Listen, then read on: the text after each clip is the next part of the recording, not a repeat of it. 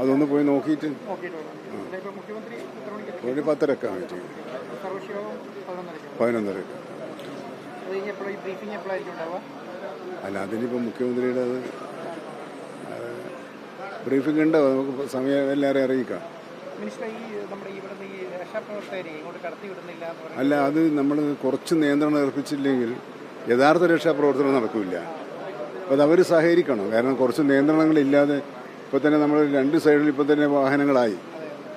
അപ്പോൾ ചില വാഹനങ്ങൾ നമുക്ക് ഒഴിവാക്കാൻ, കാരണം ഫോഴ്സിനെയും കൊണ്ടുവന്ന് വാഹനങ്ങളൊന്നും നമുക്ക് ഒഴിവാക്കാൻ പറ്റില്ല. അപ്പോൾ നമ്മുടെ പ്രധാന പ്രശ്നം ഏറ്റവും വേഗത്തിൽ ലക്ഷ്യസ്ഥാനത്ത് എത്താൻ കഴിയുന്ന വിധത്തിലുള്ള സംവിധാനത്തിന് നമ്മൾ സഹകരിക്കുക എന്നുള്ളതാണ്.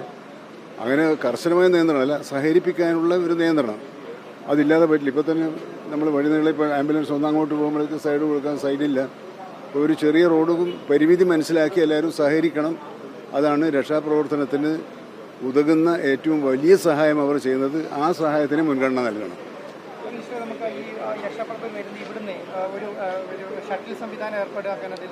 അല്ല, ഇപ്പോൾ അതുകൊണ്ടാണ് നമ്മൾ പിന്നെ ഭക്ഷണ സാധനങ്ങളും അതൊക്കെ ആയിട്ട് വരുന്നവർ ആ പോയിന്റിൽ വാങ്ങി എന്നിട്ട് ഇവിടെ ഒരു താങ്കൾ പറഞ്ഞ പോലെ ഏകജാലക സംവിധാനം പോലെ ഉണ്ടാക്കുന്നതിനെ കുറിച്ചുള്ള ഒരു ധാരണയുണ്ട്. ഇപ്പോൾ ഉണ്ട്.